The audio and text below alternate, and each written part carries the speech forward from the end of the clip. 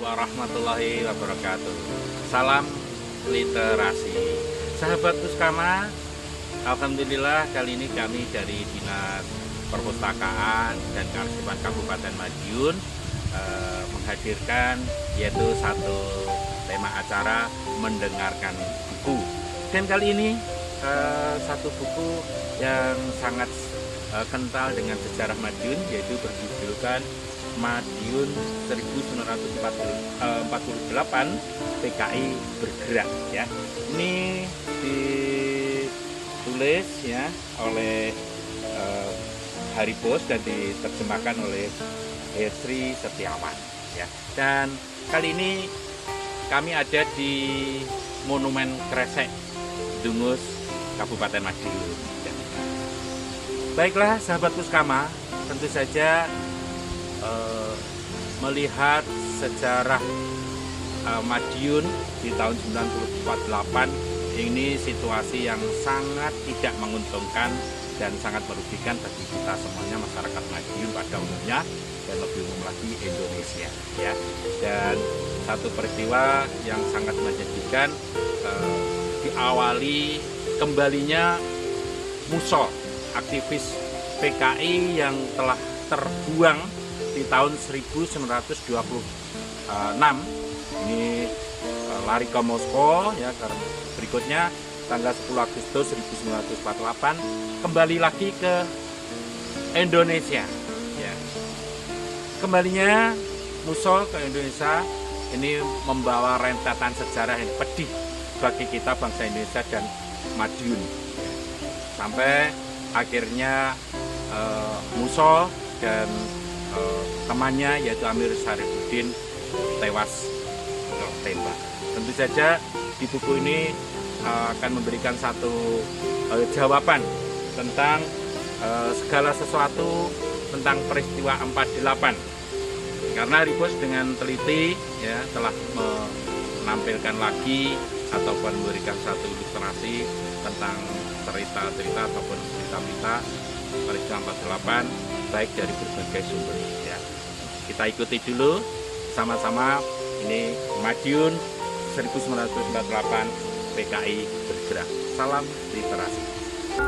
Baik Sahabat Puskama yang saya cintai dan saya banggakan, bahwasanya setelah PKI memproklamirkan Republik Soviet Indonesia, tepatnya tanggal 18 September 1948, lalu mereka menangkap ya para pemimpin-pemimpin yang ada di Madiun ya. Semuanya ditangkap, begitu juga para polisi, juga TNI yang tidak sepaham dengan komunis diganti semuanya ya dengan orang-orangnya PKI. Di sini diberitakan dari sebuah laporan ya dari seorang saksi mata, yaitu semua pemimpin Masumi dan PNI ditangkap atau dibunuh dengan tidak diperiksa pula. Kekejaman di kota Madiun jadi memuncak ketika barisan warok masuk kota dengan bersenjata revolver dan kelewang, di mana ada terdapat orang-orang Masumi, PNI atau yang dicurigai sonder banyak cincong ya, lagi lantas ditembak. Belum puas dengan ini cara, korban itu lalu disamperi dan dikelewangnya dikasih bekerja untuk pisahkan kepalanya yang sang korban dari tubuhnya, yang artinya kepalanya dipotong ya. Kejadian atau pembunuhan secara ini dilakukan di berbagai bagian dari kota dan sekitarnya, sehingga dalam tempo beberapa hari saja darah manusia telah membanjiri kota Madiun. Sungguh keadaan sangat mengerikan, terutama jika orang melihat dengan mata sendiri orang-orang yang dibunuh paling geletak ya, paling geletak di sepanjang jalan sampai beberapa hari tidak ada yang mengangkat. Nah, inilah situasi pembersihan yang dilakukan oleh PKI setelah merebut kekuasaan di Madiun. Nah, ini terjadi tanggal 18 September 1948. Berikutnya mereka juga mengadakan pelantikan pejabat-pejabat yang diangkat oleh PKI, yaitu tanggal 27 September 1948. Nah, bersamaan dengan itu pelantikan terburu-buru kesannya karena tentara Siliwangi terus mendesak mau masuk Madiun. Nah, akhirnya setelah pelantikan mereka mengadakan eksodus ya, lari ya, karena dipepet dan dikejar oleh tentara Siliwangi masuk ke wilayah Dungus, yaitu kurang lebih 9 km di wilayah kota Madiun.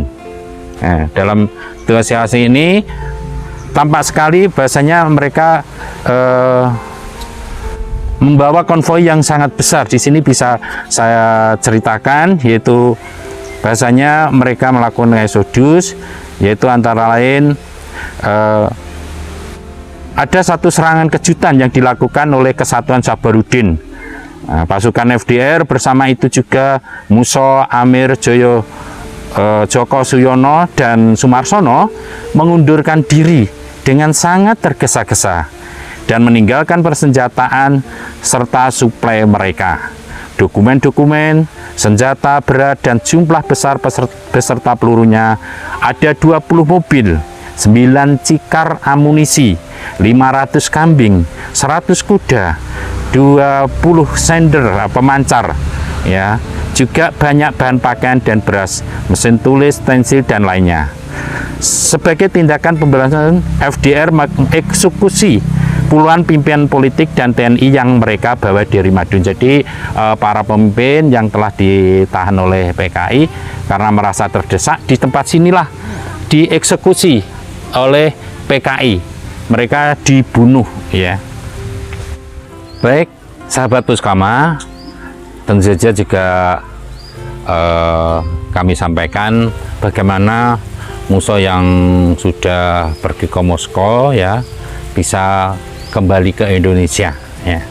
Ini menjadi satu awal mula malapetaka bagi bangsa kita. Di Musso pada waktu itu memang lari ke Moskow ya, tahun 1926. Berikutnya di tahun 1948 ini ada utusan dari Indonesia yang mereka memang ada tugas kenegaraan ya untuk ke Moskow, yaitu pertukaran konsul ya. Lalu yang bernama Suripno, yang ternyata Suripno ini juga orang PKI ya. Waktu di Moskow ketemu dengan Musso yang dalam kondisi di pembuangan. Akhirnya terjadi satu perbincangan dan akhirnya Suripno kembali ke Indonesia. Ini disertai dengan sekretarisnya yang bernamakan Suparto, yang tidak lain adalah Musso itu. Jadi Musso masuk ke Indonesia ini memakai nama samaran yaitu Suparto. Akhirnya datang ke Indonesia tanggal 3 Agustus 1948, ini mampir dulu di Bukit Tinggi. Berikutnya dia terbang turun di daerah dekat Tulungagung gitu, terus selalu pergi ke Solo ya. Sedangkan Suripno ini kembali ke Jogja tanggal 11 Agustus 1948. Nah inilah sahabat Puskama, setelah masuk ke Indonesia kembali, si Musso ini kembali lagi aktif mengembangkan yaitu Partai Komunis yang telah dia anut selama ini. Baik sahabat Puskama, tentu saja ada beberapa tinjauan dari para pengamat ya, kenapa Madiun menjadi satu pilihan dalam aksi makar atau pemberontakan ini. Secara alam bahasanya Madiun ini berada di daerah yang dikepung gunung ya.